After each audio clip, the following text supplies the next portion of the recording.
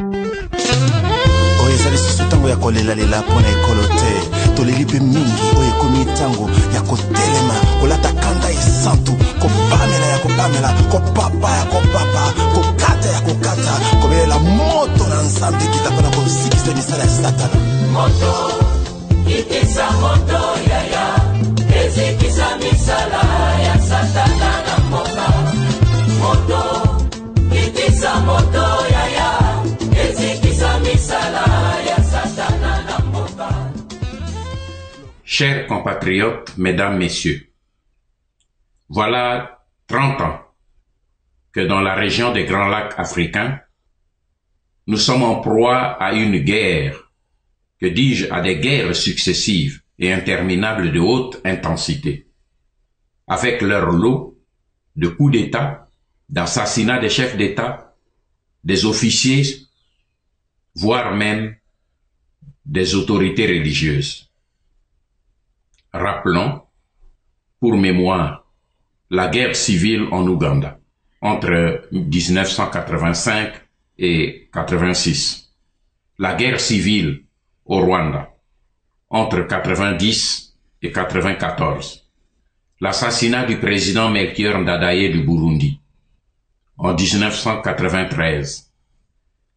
L'assassinat des deux chefs d'État, le Rwandais Juvenal Habyarimana et le Burundais Cyprien Taryamira, en 1994. Le départ du président Mobutu, en 1997. L'assassinat de Laurent Désiré Kabila, en 2001. Que de morts, que d'instabilité politique pour une seule région.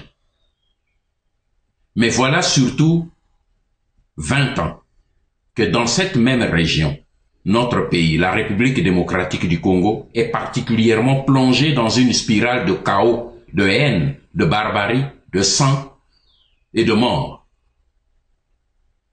Depuis la fin de la Deuxième Guerre mondiale, le monde moderne n'a plus jamais connu un tel niveau d'holocauste et d'hécatombe, de génocide, avec plus de 10 millions d'hommes et de femmes et d'enfants, tués par des balles, souvent avec des coups de machette et des houes, les fameuses houes rwandaises que eux-mêmes appellent Izuka en Kinyarwanda.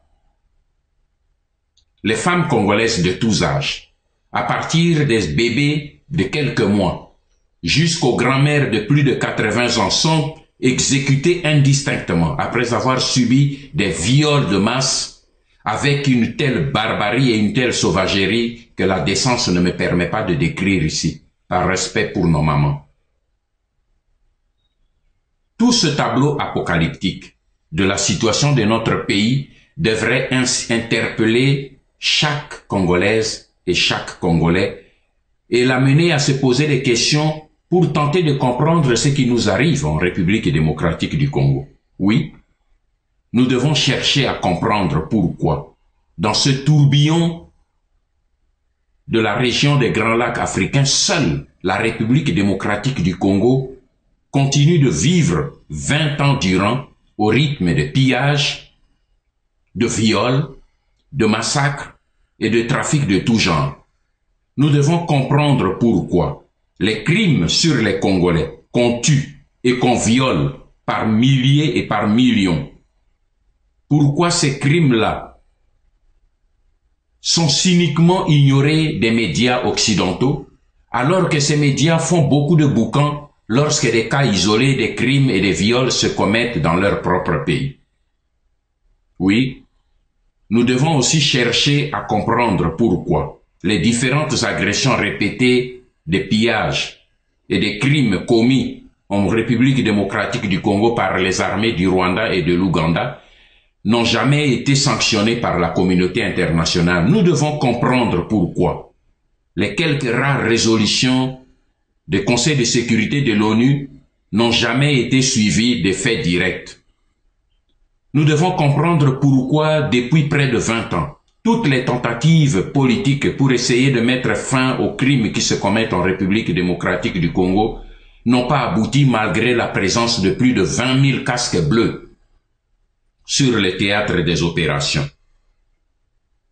Nous devons nous demander pourquoi, malgré ses propres échecs, à mettre fin à ce chaos, la communauté internationale demande plutôt à nous Congolais d'ignorer le drame de l'occupation et de nous accommoder avec les occupants de notre pays pour construire avec eux une sorte de caricature de démocratie.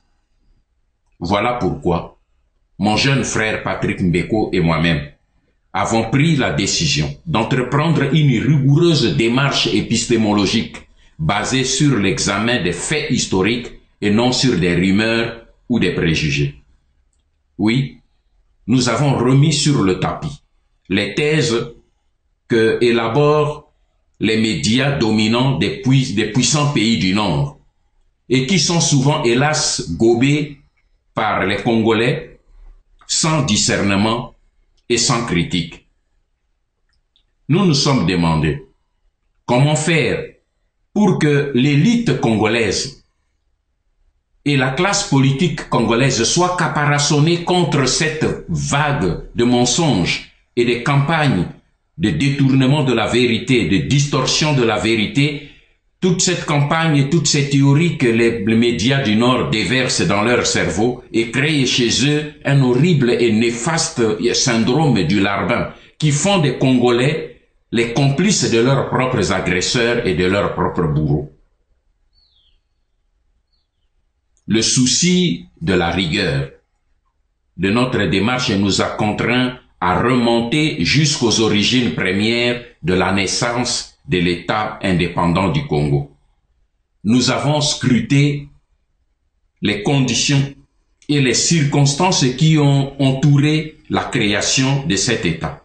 Et c'est là que nous avons examiné aussi l'état d'esprit dans lequel les fondateurs de cet État se sont trouvés. Et c'est là que nous avons observé et relevé l'une des principales clés du mystère et de l'énigme. En effet, l'histoire nous a révélé que lorsque le roi Léopold II, le roi des Belges, a entrepris dans les années 1870 la conquête du bassin du Congo, il a rencontré une farouche opposition de la part des 4 puissances européennes de ce moment, l'Allemagne, la Grande-Bretagne, le Portugal et la France. Tous ces pays européens avaient été éblouis et complètement obnubilés par l'énormité de la concentration des richesses dans cette seule partie du bassin du Congo. Alors, ils ont estimé qu'ils ne pouvaient pas laisser toute cette immense richesse sous le contrôle de la seule petite Belgique. Et c'est là que commença le problème. C'est ainsi que le roi Léopold II, pour échapper à la pression de ces puissances européennes, rusé qu'il est, il a associé les États-Unis à son entreprise. Et bien plus, il a inventé une raison humanitaire pour justifier sa conquête. Alors, il a recruté les groupes des lobbyistes et des médias mensonges qui entreprirent une vaste campagne pour convaincre l'opinion mondiale que les objectifs du roi des Belges dans la conquête du Congo étaient simplement humanitaires. Et c'est là qu'apparaît déjà la stratégie du mensonge. Un gros premier mensonge qui consistait à cacher les véritables motivations de la conquête du bassin du Congo. Léopold II a prétendu que sa seule motivation dans la conquête du Congo visait, je le cite, à sauver les Africains de l'oppression des despotes locaux, donc africains, et du trafic des négriers arabes. Fin de citation. Et il a même précisé sans sourire que l'objectif de sa conquête était simplement de conduire les Africains à la civilisation. Nous connaissons la suite, du sang sur les lianes, le génocide. C'était ça, la civilisation. dans laquelle on voulait conduire les Congolais. C'est ça la stratégie du chaos et du mensonge. La naissance est déjà là. Mais malgré ces manœuvres dilatoires, les manœuvres du roi Léopold II, l'opposition et la pression des puissances européennes fut telle que Léopold II fut contraint de signer le 23 avril 1884 l'acte général de Berlin. Retenez bien cet acte-là, parce que c'est notre véritable constitution aux yeux des Européens, des puissances européennes. Léopold II a signé l'acte général de Berlin avec les États-Unis, l'Allemagne, l'Italie, l'Autriche-Hongrie, la Hollande, l'Espagne, la Russie et la Suède-Norvège. En contrepartie, les puissances européennes précitées ont reconnu en 1885 la souveraineté de l'association de Léopold II auquel ils ont conféré la qualité de ce qu'ils ont appelé un État indépendant du Congo. Mais attention, comme disent les Romains, in cauda venenum, le venin était dans la queue. En effet, cette concession faite par des puissances européennes, de l'Est comme de l'Ouest, cette concession faite au roi Léopold II était assortie d'une condition spéciale. Laquelle? C'est que ce nouvel État indépendant du Congo devait être considéré par tous, y compris la Belgique, comme une terra nullius, une notion juridique romaine qui veut dire un territoire qui n'appartient à personne, donc à tout le monde. Ainsi donc, l'acte général de Berlin consacrait déjà un régime économique basé sur une certaine internationalisation du territoire de l'État indépendant du Congo, que nous, Patrick Mbeko et moi, dans notre livre, nous avons préféré appeler État libre du Congo, parce que État indépendant, le mot indépendant n'a pas sa place ici, c'est l'État libre, un État qui appartenait à tout le monde, qui était livré à la libre circulation et à la libre exploitation de tous. Voilà pourquoi nous appelons ça plutôt État libre du Congo à la place de l'État indépendant du Congo. Parce que c'était un no man's land, une sorte de paradis fiscal où le commerce était libre pour tous les pays signataires. Chers compatriotes, mesdames, messieurs, comme vous pouvez le constater, et ceci est très important, dès sa création, le Congo était conçu et créé par les puissances occidentales comme une terra nullius, c'est-à-dire une propriété commune de tous les pays qui ont signé l'acte, le certificat de naissance de l'État indépendant du Congo. C'est ce statut-là de terra nullius qui constitue réellement la constitution qui gère la République, l'État indépendant du Congo. Et c'est cette attitude-là qui nous fait comprendre la bizarrerie du comportement de la communauté internationale quand il s'agit particulièrement des problèmes qui touchent la souveraineté ou l'intégrité de la République démocratique du Congo. Ne nous y trompons pas. Nous ne nous comprenons pas souvent avec la communauté internationale parce que nous avons une autre conception de l'indépendance. Eux, ils ont une autre conception de l'indépendance. Pour ces pays-là, ils n'ont pas voulu donner l'indépendance du Congo entre les mains des Belges. Ils n'ont pas voulu reconnaître l'État indépendant du Congo aux Belges, moins encore à la colonie belge. Il n'était pas question qu'à l'indépendance, ils puissent céder le Congo aux Congolais. Ils n'ont pas cédé le Congo aux Belges, ils n'ont pas cédé le Congo aux Congolais. C'est ce qui fait qu'à l'accession du pays à l'indépendance, immédiatement après, ils ont organisé le chaos pour remettre le Congo sous le contrôle de l'ONU. Et c'est parce que Lumumba n'a pas accepté et partagé cette conception de terra nullius. Il a voulu réclamer la véritable indépendance du Congo. La décision de sa mort a été prise à Bruxelles et à Washington comme leur propre archive nous le démontre aujourd'hui. C'est aussi à cause de cela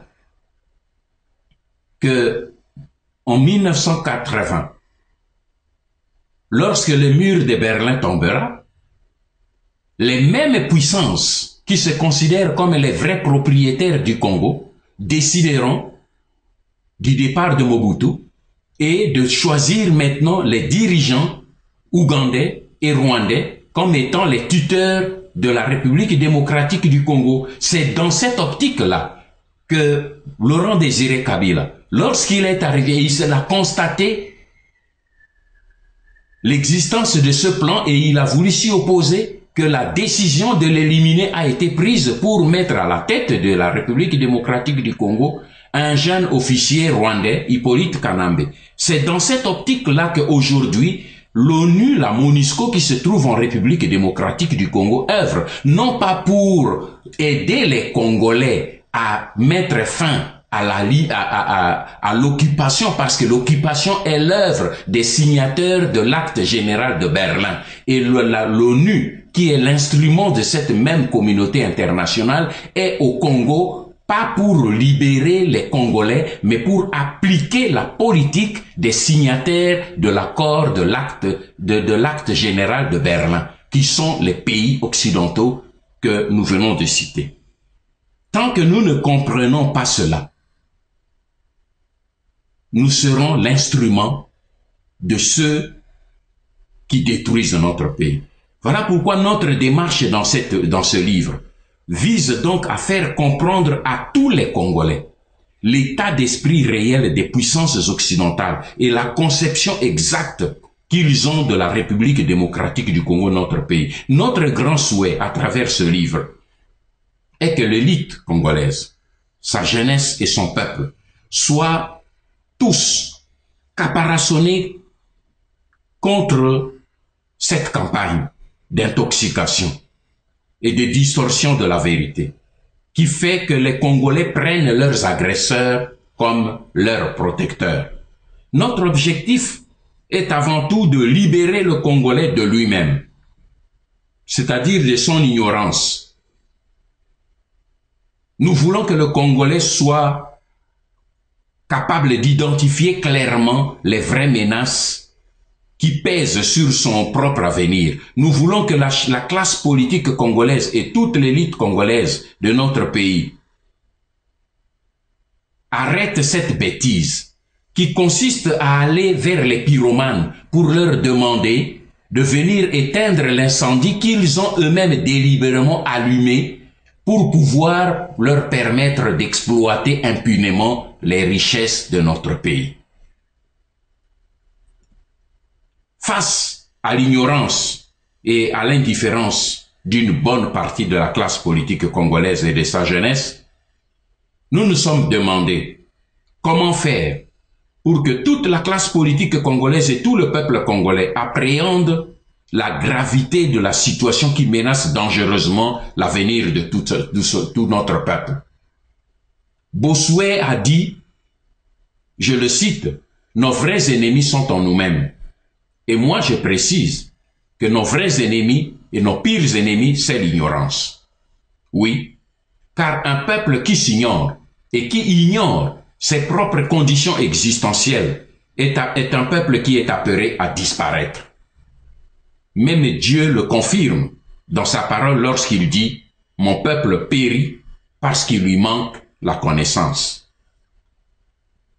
Beaucoup de Congolais trépignent d'impatience et préfèrent qu'on s'attelle rapidement au combat du terrain pour chasser vite les Rwandais plutôt que d'écrire et d'écrire et d'écrire encore et encore des livres. J'entends ces critiques. Mais j'estime que c'est encore là un signe d'ignorance des réalités sociopolitiques de notre pays aujourd'hui. En effet, Émile Zola a dit ceci. Savoir où on veut aller, c'est très bien. Mais il faut encore montrer qu'on y va.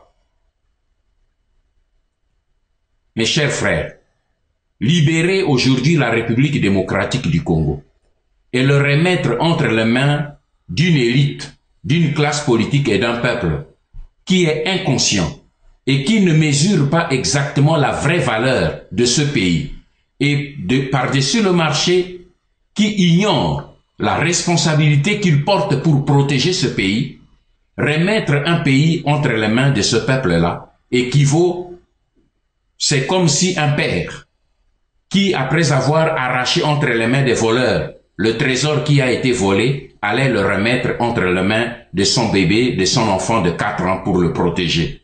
Non. Un enfant immature ne peut accéder à son propre héritage tant qu'il n'a pas atteint l'âge de la maturité.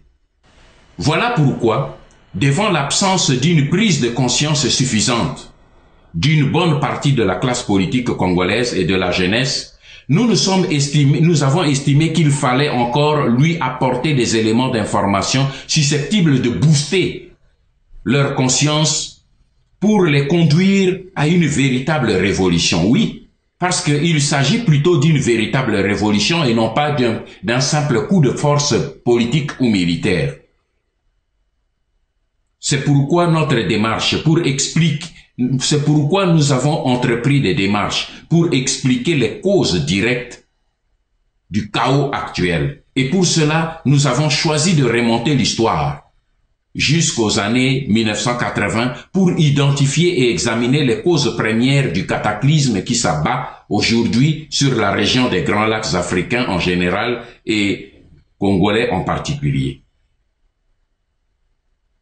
Mais avant d'entreprendre ce parcours historique, nous avons voulu d'abord stigmatiser le rôle éminemment puissant et nocif que jouent les médias mensonges, comme support des think tanks et des multinationales, dont les stratèges et les lobbyistes ont la charge d'organiser le chaos en Afrique pour permettre à leurs gouvernants de mieux pénétrer et contrôler les immenses gisements de pétrole et de minerais stratégiques.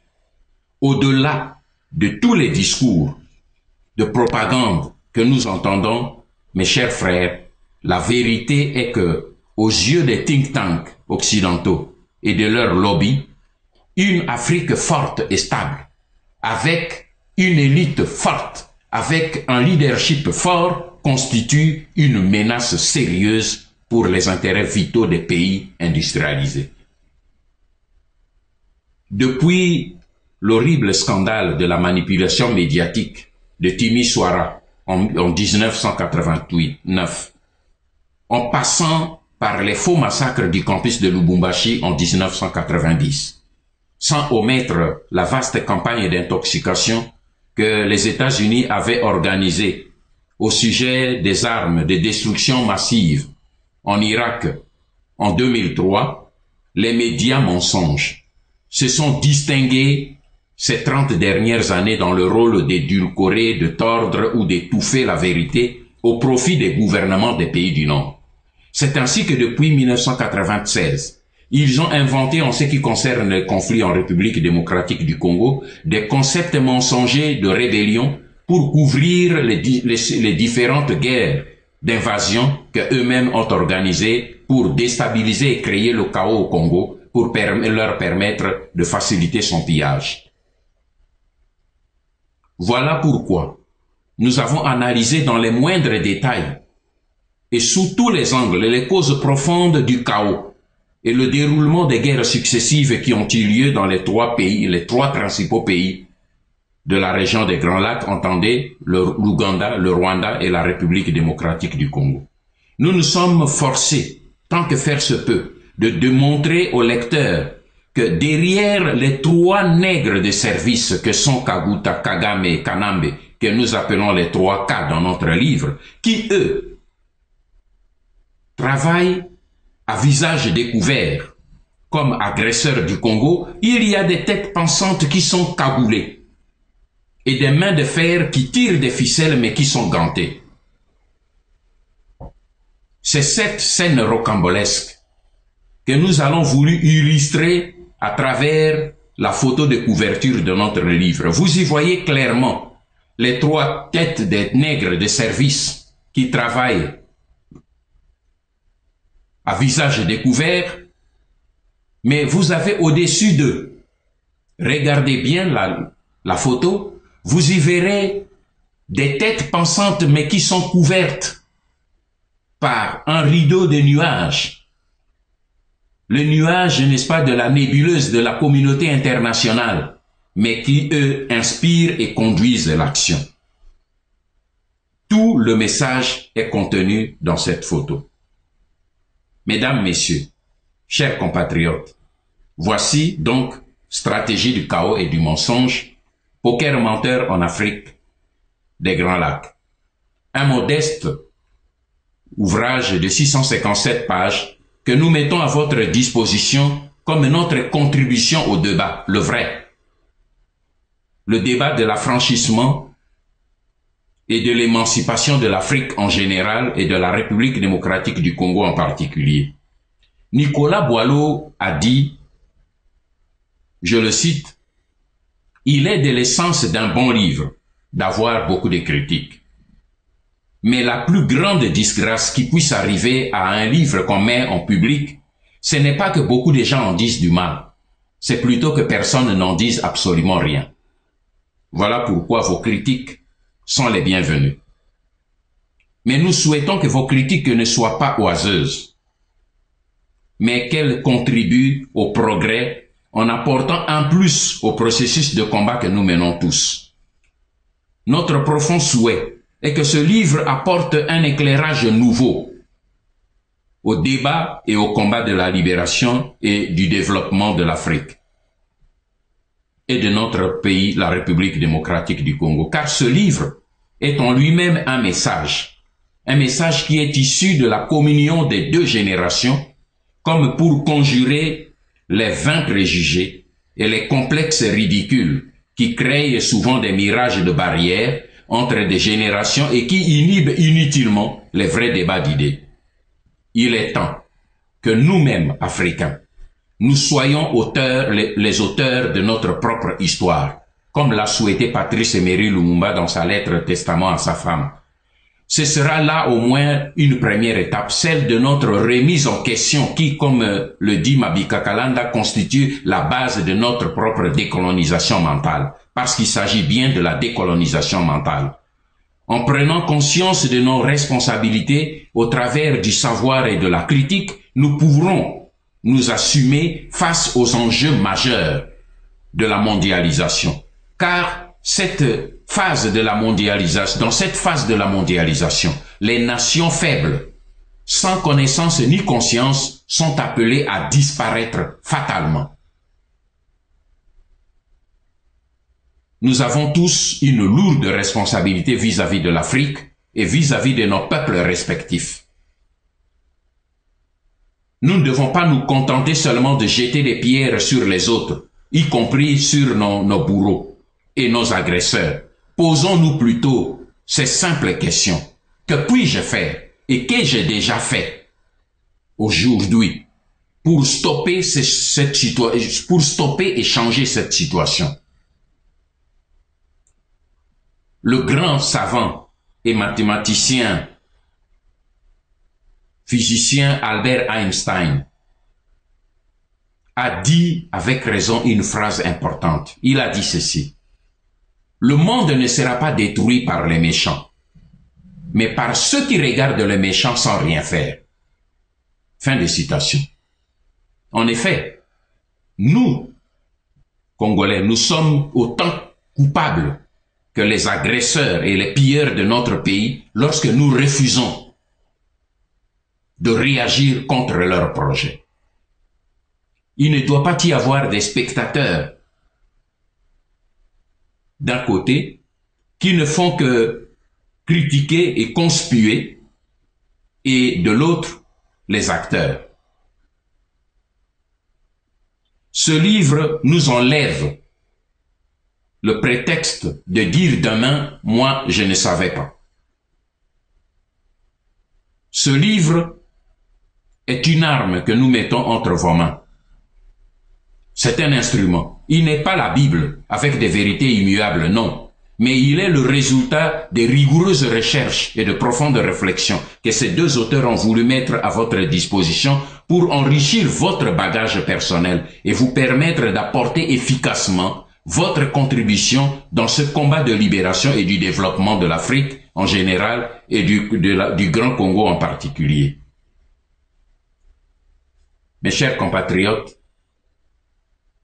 mesdames, messieurs, je conclus mon adresse par ses propos de comte Alfred de Vigny, qui a dit « Un livre, c'est une bouteille jetée en pleine mer, mais sur laquelle il faut coller une étiquette, attrape qui peut. » Et sur ce, moi, pour ma part, je vous souhaite une bonne lecture pour les amoureux du Congo.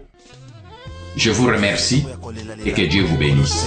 Tolelipe mingi oye komi tango ya kotelema kolata kanda esantu kopamela ya kopamela kopapa ya kopapa kokata ya kokata kobelela moto na nzambe kitapana kosikisa misala ya satana moto ikisa moto yaya ezikisa misala ya satana na mboka moto ikisa moto yaya ezikisa misala ya satana na mboka loboko na yawe ezali ya kosembola mapo ekolo epambolama mpe baye kongo bamona nkembo na yawe sembola loboko tomona nguya na yoe kasi na ekolo na biso kosala ya minene utayo banda na bato mokongisi nini bona mboka tomeli na pasi ya eton kutu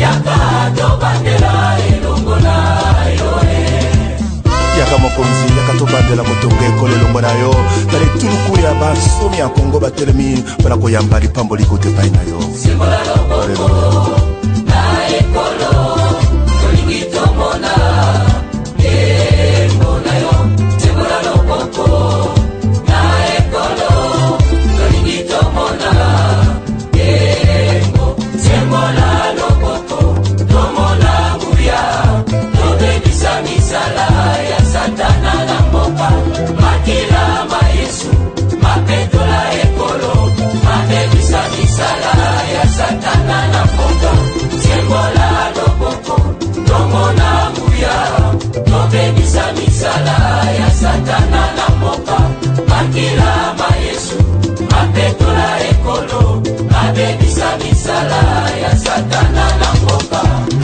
moto ikisa moto yaya ezikisa misala ya satana na mboka moto ikisa moto yaya ezikisa misala ya satana na mboka sembola loboko tomona elo tolingi komona elonga na yo na kombo na yesu toyembi elonga elonga elonga elonga elonga elonga elonga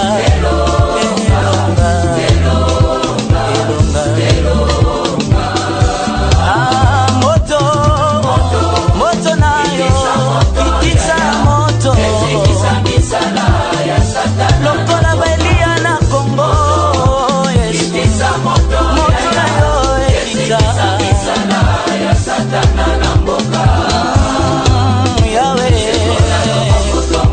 loboko na yo ya bokeseni na kombo na kombo ya Yesu elonga elonga elonga elonga elonga elongo na Yesu tobeleli moto ikisa moto na yo misala ya satana liboso baprofeta bala Kongo toyeba konzanzambe misala ya satana sembola loboko mobali ya bonzambe tomona elo tokambola mboka elongo na yo na kombo na yesu tokonfese elonga elongo na Yesu elonga elonga elonga elonga elonga ah kitisa moto na mboka ya Kongo ya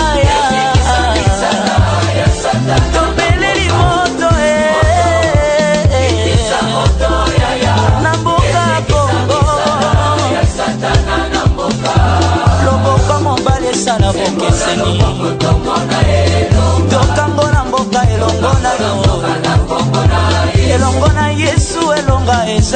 Seigneur.